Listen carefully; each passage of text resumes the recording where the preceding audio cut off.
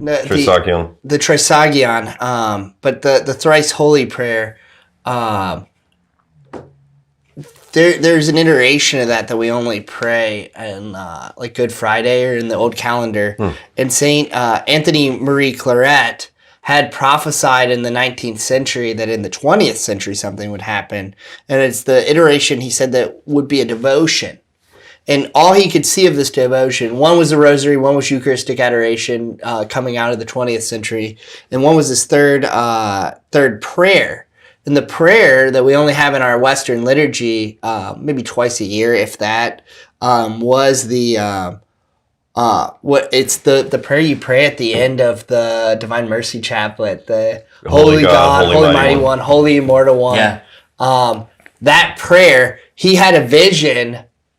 And this was a man who had visions before that, like he was the Archbishop of Cuba, and he told them, hey, there's going to be an earthquake. We all kind of move. And then there was an earthquake. So his vision's pretty accurate in terms of his temporal life on earth. And he had a vision of that prayer. So that was one of the things that really got me thinking about this.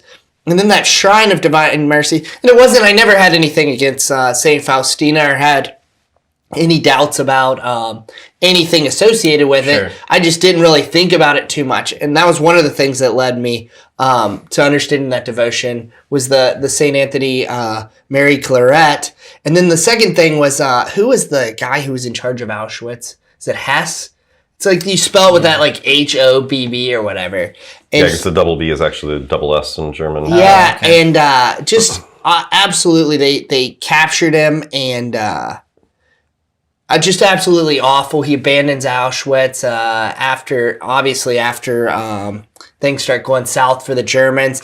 Like many of the Germans, you hear about the boys in Brazil and all that stuff. And even when they're found out later, they're completely unrepentant to the worst crimes in human history.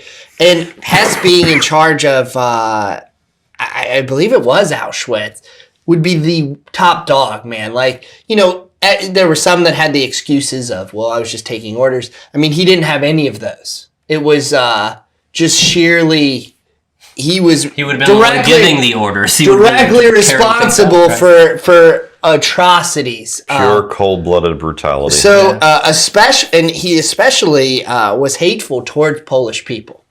And so at the time, he was captured by the British when they finally found him hiding out somewhere when he had gotten away.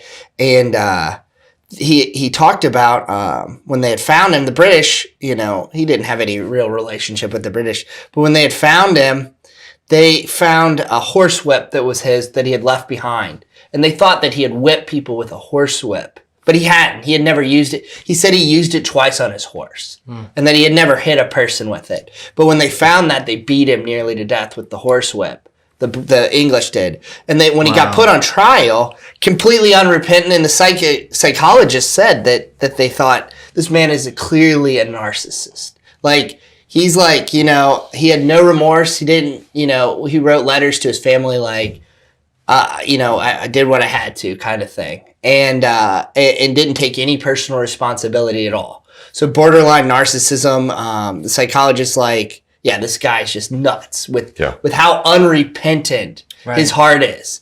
And so the British decided that the thing that they could do to make it way worse than anything the English did is put him on trial in Poland and just hand him over to the Polish people. Wow. So he got put into a prison where all the prison workers had the tattoos of Auschwitz on their arms.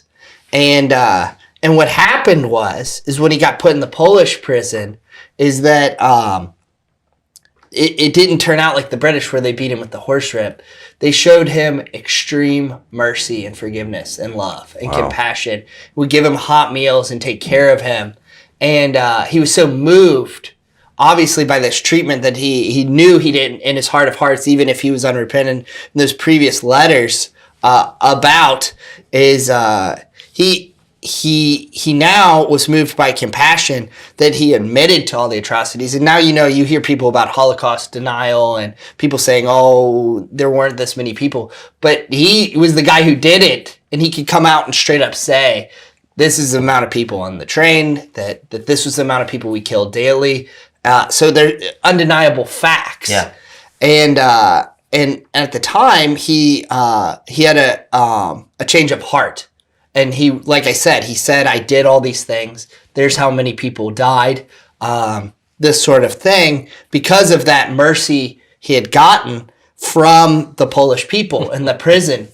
And he wanted to receive the sacraments and come back into communion with the church, but obviously no priest wanted to touch it.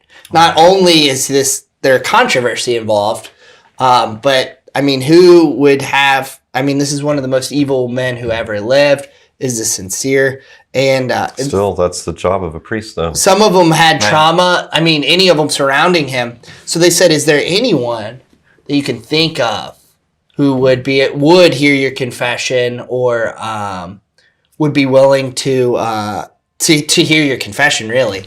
And he's like, there is one priest, and I think it was the provincial for the Jesuits at the time, had gone on a walk, and the Germans had captured all the Polish Jesuits.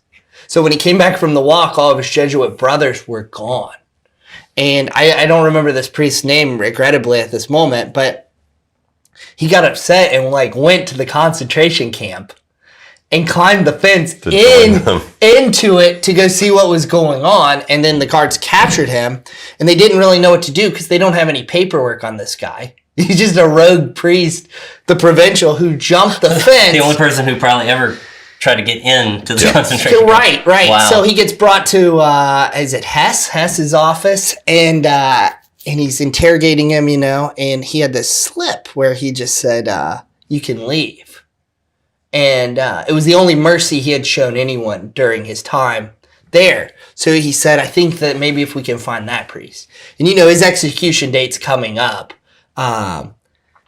He's going to the gallows soon, so they can't find this priest anywhere. And they found him at the Shrine of Divine Mercy in Poland, praying before the Divine Mercy. One of the, I don't know which image at this point in time they are talking about. They found that priest there. Both images bring grace. They're the same concept, the same idea. And so he was deeply devoted to the Divine Mercy, obviously, if he's at the Divine Mercy Shrine.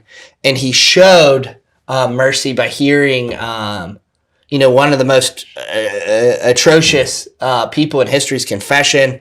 And then he received viaticum and was hung at the gallows right there. So I remember thinking, it's the craziest act of mercy I knew of all time. That is unbelievably powerful. And I think it's a reminder to all of us that we like to talk about mercy, but when the rubber hits the road and you're dealing with we'll easily say, God could have shown mercy even to a Hitler, or whatever. Right. But when it comes down to it, are we willing to show that level of mercy? And that's powerful.